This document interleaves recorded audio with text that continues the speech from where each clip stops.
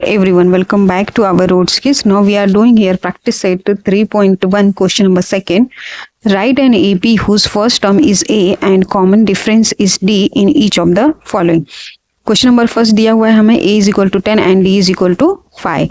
तो यहाँ पर A का मतलब क्या होता है? A को हम क्या बोलते हैं? T1 बोलते हैं. T1 लिखे या A लिखे दोनों सेम होता है. Means T1 means first term. A की वैल्यू क्या दी गई है? फर्स्ट टर्म की वैल्यू क्या दी गई है? 10 दी गई है. और कॉमन डिफरेंस क्या दिया हुआ है हमें? यहाँ पर 5 दिया हुआ है. तो हमें क्या लिखना है यहाँ पर? हमें क्या क्वेश्चन क्या कह रहा है कि राइट एन AP. तो हमें यहाँ पर AP लिखना है, मीन्स अर्थमेटिक प्रोग्रेशन लिखना है. तो हमें T1 T2 एंड T3 की means first term, second term and third term and fourth term हमें यहाँ पर निकालना है. तो चलिए अब हम स्टार्ट करते हैं. हम यहाँ पे लिखेंगे सॉल्यूशन. तो A is equal to T1 means A किसके इक्वल है? फर्स्ट टर्म के इक्वल है. तो फर्स्ट टर्म की वैल्यू क्या दी गई है? A की वैल्यू मीन्स क्या दी गई है? 10 दी गई. तो हमारा फर्स्ट टर्म क्या हो गया? 10 हो गया. वैसे हम T2 की वैल्यू निकालेंगे, मीन्स सेकेंड टर्म निकालेंगे. तो हम यहाँ पे लिखेंगे T1 plus common difference D. तो T1 प्लस D लिखेंगे. T1 हमारा फर्स्ट टर्म है, तो फर्स्ट टर्म हमने क्या निकाला है? यहाँ पर 10 दिया हुआ है. तो 10 प्लस कॉमन डिफरेंस हमें यहाँ पर 5 दिया हुआ है, तो प्लस 5 करेंगे. तो 10 प्लस 5 करने पर हमें वैल्यू मिल जाती है 15 प्लस करने पर. तो T2 मीन्स सेकेंड टर्म हमें 15 मिल गया. वैसे ही हम थर्ड टर्म निकालेंगे T3.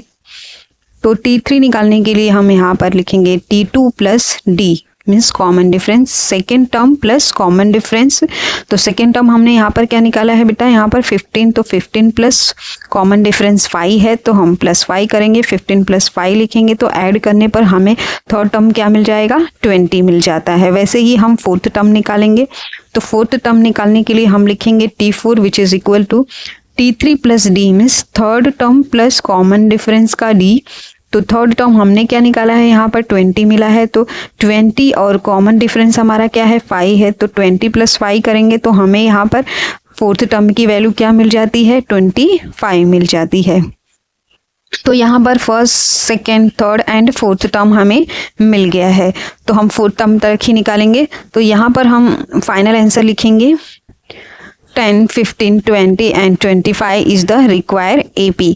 तो यही हमें क्वेश्चन में पूछा था. यही हमारा अर्थमेटिक प्रोग्रेशन है. तो यहाँ पर होता है हमारा फर्स्ट क्वेश्चन कंप्लीट. अब हम नेक्स्ट क्वेश्चन की तरफ मूव करते हैं, जो कि सेकेंड क्वेश्चन है हमारा.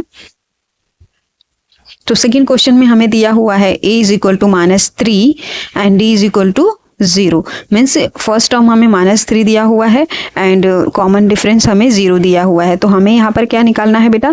AP निकालना है. Means first, second, third and fourth term हम निकालेंगे यहाँ पर. तो हम लिखेंगे सॉल्यूशन. तो A is equal to T1.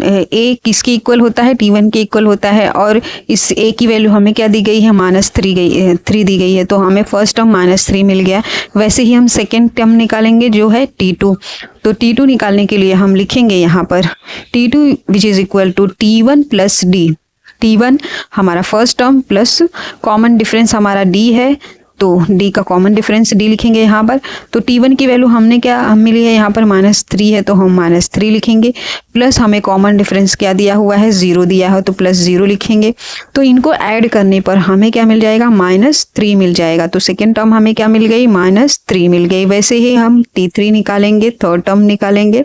तो थर्ड टर्म निकालने के लिए लिखेंगे हम T3 which is equal to T2 plus D. T2 हमें मीन्स सेकेंड टर्म हमें यहाँ पर क्या मिला है? -3 मिला है, तो -3 लिखेंगे. प्लस कॉमन डिफरेंस हमें क्या दिया हुआ है? 0 दिया हुआ है, तो प्लस 0 लिखेंगे. तो ऐड करने पर हमें वैल्यू मिल जाती है -3. तो थर्ड टर्म हमें क्या मिल गया? -3. वैसे ही हम फोर्थ टर्म निकालेंगे. तो यहाँ पे लिखेंगे हम T4 which is equal to T3 plus D which is equal to यहाँ पर T3 हमने क्या निकाला है बेटा? यहाँ पर T3 -3. तो कॉमन डिफरेंस हमें D दिया हुआ है. तो कॉमन डिफरेंस हमें क्या दिया हुआ है? 0 दिया हुआ है.